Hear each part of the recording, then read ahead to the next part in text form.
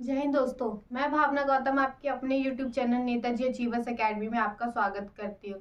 सबसे पहले तो मैं दीपक सर का धन्यवाद करना चाहूंगी कि उन्होंने मुझे ये प्लेटफॉर्म दिया। तो मैं आपको मैथ्स पढ़ाने वाली हूँ और मैथ्स की शुरुआत हम एक ऐसे टॉपिक से करेंगे जो 9th के एग्जाम में अक्सर देखा जाता है। तो आपने देखा होगा, एक क्वेश्चन आता होगा कि अपरिमेय संख्या को परिमेय में बदले। तो आप मेरे पीछे देख रहे होंगे ये क्वेश्चन, इसमें क्या बोल रखा है कि 0.33 को किस में बदलना है, PYQ के रूप में। तो पहले आइए हम ये समझते हैं कि ये क्या होता है और ये क्या होता है। ठीक है, तो इसको तो बोलते हैं हम अपरिमेय संख्या। कौन सी संख्या?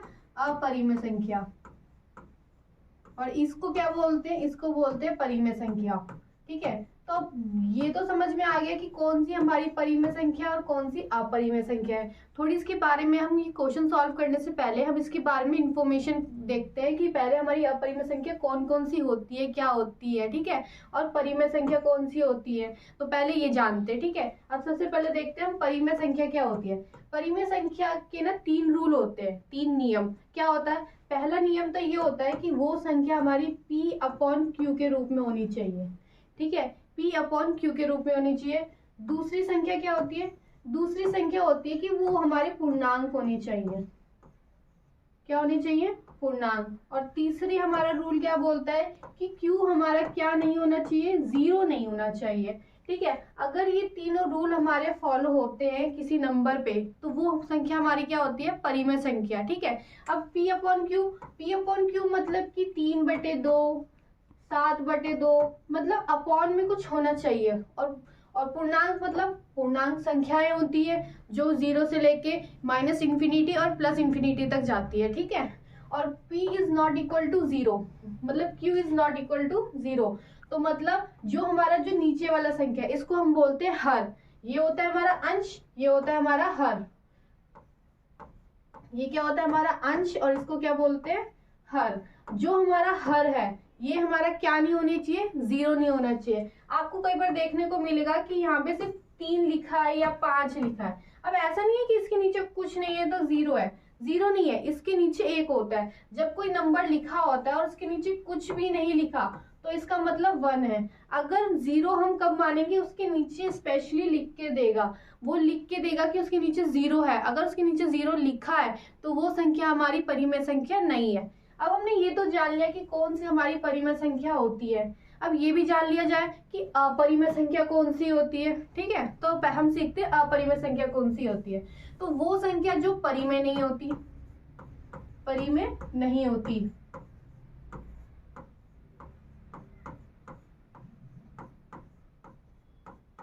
ठीक है, वह संख्या जो हमारी परिमेय नहीं होती उनको क्या बोलते हैं? अपरिमेय संख्या। इसको कैसे लिखा जाता है? मतलब देखो, ये जैसे कि इसका तो फॉर्म है कि P/Q के फॉर्म में लिखा जाएगा परिमेय संख्या।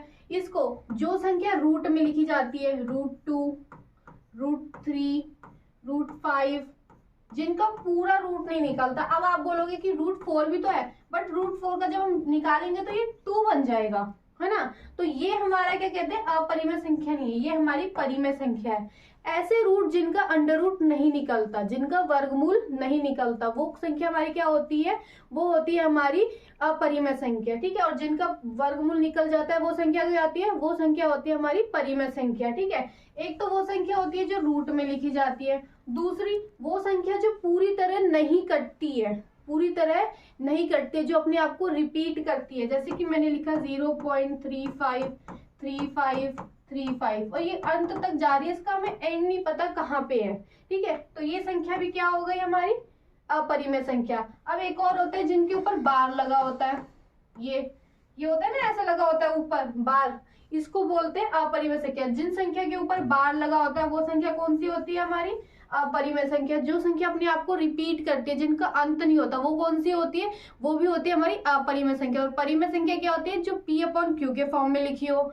P और Q क्या होने चाहिए? पूर्णांक होने चाहिए। और Q क्या नहीं होना चाहिए?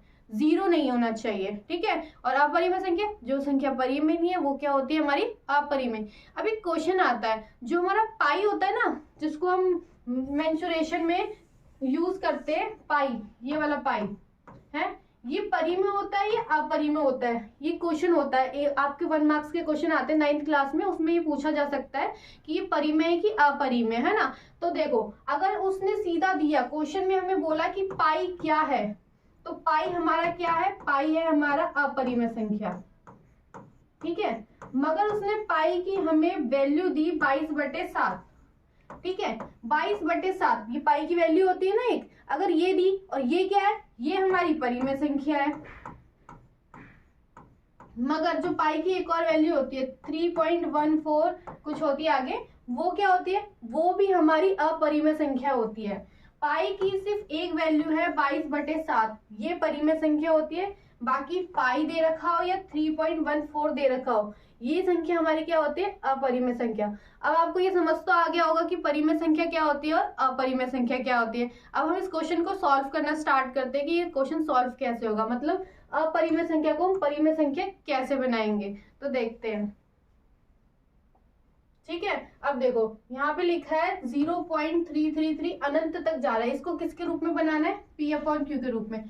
तो मैं मान लेती हूँ कि जो हमारा A है वो क्या है, 0.333। अब ये अंत तक जा रहा है, तो मैं इसको ऐसे भी लिख सकती हूँ 0.3 के ऊपर बार। इस बार का मतलब ही क्या है कि ये नंबर अपने आप को रिपीट कर रहा है, ठीक है। अब जरूरी नहीं है मैंने A माना है तो आप भी A माने, आप X मान सकते हैं, Y Z ABCD कुछ भी मान सकते हैं, ठीक है।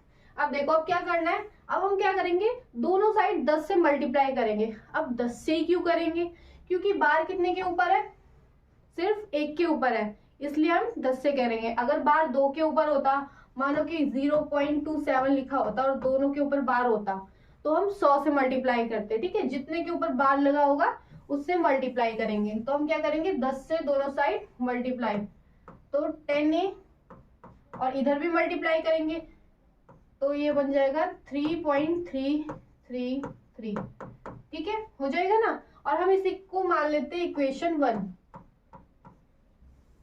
इक्वेशन 1 मान लेते हैं इसको, ठीक है। अब क्या करेंगे, हम इसको तोड़ेंगे। अब कैसे तोड़ेंगे, इसको हम 2 पार्ट में तोड़ेंगे, 3 प्लस में 0.333, ठीक है। अब आप बोलोगे कि हमें कैसे पता लगेगा कि हमें किसकी फॉर्म में तोड़ना है, तो हमें कुछ नहीं करना, जिसको हमने A माना था, जिस भी संख्या को हमने A माना था उसको इसमें से माइनस कर देना, माइनस कर देना। अब मैंने इस संख्या में से क्या कहते हैं,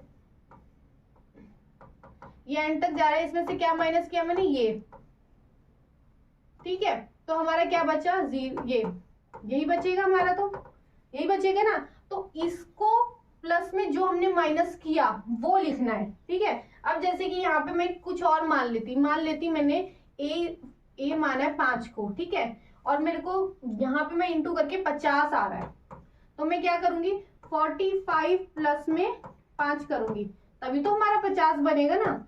हमें ऐसे करना है कि इन दोनों को जोड़कर ये बन जाए और ये हमारा क्या हो, ये वाली वैल्यू, ठीक है। तो अब हम क्या करेंगे आगे, जब हमने मान लिया कि इसको हमने इस फॉर्म में कर लिया, अब इसको मैंने क्या माना था, A, इक्वेशन 1 है ना A, तो इसकी जगह मैं A लिख सकती हूँ, 10A, 3 प्लस में A लिख दिया, लिख सकती हूँ ना A। तो अब देखो ये यहाँ पे प्लस का है, अब प्लस माइनस तो आता होगा ना कि ये उठ के इधर जाएगा तो किस में बन जाएगा, माइनस में, ठीक है। तो अब हम क्या करेंगे, 10A minus A is equal to 3, तो अब यहाँ पे क्या बचा, 9A, और अब वो इधर 3, तो A की वैल्यू क्या आ गई, 3/9। बट ये 3/9 नहीं है, क्यों, क्योंकि ये अभी कटा नहीं है। हम अपना आंसर तब तक नहीं मानेंगे जब तक ये पूरा ऐसे फॉर्म में नहीं आ जाता कि वो और ना कट सके। तो ये क्या हो जाएगा, 1/3। तो हमारी A की वैल्यू क्या आ गई, 1/3, और हमें आंसर किसकी फॉर्म में निकालना था, P/Q की फॉर्म में। तो ये P/Q की फॉर्म में है, कैसे, हमारा आंसर क्या है, 1/3 P/Q। P/Q क्या होता है, परिमेय संख्या, तो ये परिमेय संख्या है। अब देखो ये क्या कहते हैं, P/Q की फॉर्म में, पहली कंडीशन सेटिस्फाई हो गई। दूसरा क्या है हमारा, ये दोनों पूर्णांक होने चाहिए, दोनों पूर्णांक है। तीसरा क्या है, Q हमारा 0 नहीं होना चाहिए, Q तो हमारा क्या कहते हैं 3 है। तो इसका आंसर क्या आया, 1/3। और ये क्या प्रूफ करता है कि जो हमने क्या किया, अपरिमेय संख्या को किस में बदल दिया, परिमेय संख्या के में। तो आइए हम एक और क्वेश्चन है ऐसा वो भी देखते हैं। तो अभी हमने देखा था कि 0.33 जो हमारा अनंत तक जा रहा था उसको हमने P/Q के फॉर्म में कैसे किया। अब आप देख रहे होंगे कि 1.277 है, इसको हम किसकी फॉर्म में करेंगे, P/Q के फॉर्म में। ये भी हमारे अपरिमेय संख्या है और ये हमारी क्या है, परिमेय संख्या, ये तो पता ही होगा। अब इसको हम कैसे करेंगे इसकी फॉर्म में, ये सीखते हैं। ठीक है, सबसे पहले हमें मानना क्या है, इसी को क्या मानेंगे हम, A मानेंगे। ठीक है, इसको तो मैं ऐसे भी लिख सकती हूँ 1.27 के ऊपर बार। 27 के ऊपर ही बार क्यों लगा, 1 के ऊपर क्यों नहीं लगा, क्यों, क्योंकि यहाँ पे देखो रिपीट क्या हो रहा है, 27 रिपीट हो रहा है, सिर्फ और सिर्फ 27 रिपीट हो रहा है, एक रिपीट नहीं हो रहा।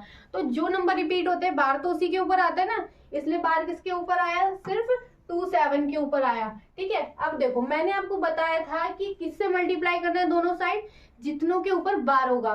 पिछले क्वेश्चन में 1 के ऊपर बार था तो हमने किससे मल्टीप्लाई किया था, 10 से। इसमें किससे करेंगे, 100 से। क्यों, क्योंकि 2 के ऊपर बार है। अगर इसको मैंने 100 से मल्टीप्लाई किया तो मेरा क्या क्वेश्चन ये बनेगा,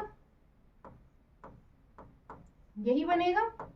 अगर मैंने इसको 100 से मल्टीप्लाई किया तो ठीक है। अब मैंने आपको क्या बताया था, इसको कैसी फॉर्म में तोड़ना है, एक तो ये नंबर बन जाए, ठीक है, और दूसरा कुछ ऐसा बन जाए कि जिसको जोड़ के ये आ जाए।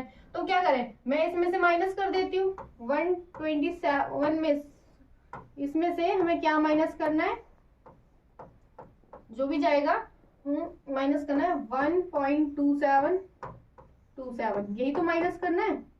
तो हमारा क्या है 0 0 0 0 और साथ में से एक गए 6, यही तो होगा। अगर मैंने अब 126 में क्या कहते हैं 126 में 1.2727 ऐड किया तो हमारा क्या बनेगा, हम ये देख लेते हैं। अगर पॉइंट के बाद कुछ नहीं होता तो क्या होता है, 0 होता है। ठीक है, तो 7 2 7 2 और 6 और 1 7, तो हमारा ऐड करके यही आ रहा है ना, पूरा आ रहा है। तो अब हम क्या करेंगे, इसको कैसे लिखेंगे, इसको लिखेंगे हम 126 प्लस में 1.2727 और कहां तक जाएगा, ये अनंत तक जाएगा। ठीक है ना, अनंत तक जाएगा ये, क्योंकि ऊपर वाले भी अनंत तक जा रहे हैं। और यहाँ पे क्या हो जाएगा, ये 100 का 100 ही रहेगा। अब हमें क्या करना है, इसको हमने क्या माना था, a, तो इसकी जगह मैं क्या लिख सकती हूँ, a लिख सकती हूँ ना। और यहाँ पे क्या होगा, यहाँ पे तो 100 चल ही रहा है। अब देखो ये यहाँ पे क्या है, प्लस का, उधर जाके माइनस का, तो 100 माइनस का a, तो इसका क्या बनेगा, ये 126 तो इधर ही रहेगा। अब इसको माइनस करेंगे कितना आएगा, 99a, ये आया। अब हम क्या करेंगे, ये 99 को नीचे ले जाएंगे। ठीक है, अब ये इसको काटेंगे। अब ये किससे कटेगा, ये 3 से कटेगा पहले तो। 3 चौक 12, 3 दूनी 6, 3 तिया 9, 3 तिया 9। क्या ये अभी भी कटेगा, कटेगा किससे, 3 से ही। 3 एकम 3, 3 चौक 12, अपॉन में 3 एकम 3। अब ये नहीं कटेगा इससे आगे, तो हमारा आंसर क्या आया, ए की वैल्यू क्या आई, 14/11। ये इसका क्या आया, आंसर आया। अब हम देखते हैं कि जो हमने किया वो सही है कि नहीं। ये P/Q की फॉर्म में, यानी परिमेय संख्या बन रहा है कि नहीं बन रहा। अब परिमेय संख्या की 3 नियम थे, 3 रूल थे। क्या क्या था, P/Q की फॉर्म में होना चाहिए, P और Q क्या होने चाहिए, पूर्णांक होने चाहिए, और Q क्या नहीं होना चाहिए, 0 नहीं होना चाहिए। तो देखो P/Q की फॉर्म में है, ये बिल्कुल है। हमारे ये दोनों पूर्णांक है। Q पूर्णांक किससे होते हैं, 0 से पॉजिटिव इंटीजर और पॉजिटिव इन्फिनिटी और माइनस इन्फिनिटी तक। ठीक है, तो ये उसी के बीच में आ रहे हैं। और Q तो हमारा 11 है, 0 तो है नहीं, तो ये हमारी जो कंडीशन है ये भी हमारी क्या होती है, फुलफिल होती है। तो इसका आंसर क्या हम मानेंगे, 14/11। तो आपको कैसी लगी मेरी क्लास, आप कमेंट करके बिल्कुल जरूर बताइएगा, अपना फीडबैक जरूर दीजिएगा। और अगर आपको मेरी क्लास अच्छी लगी तो वीडियो को लाइक कीजिएगा और नए तो सब्सक्राइब कीजिएगा। जय हिंद।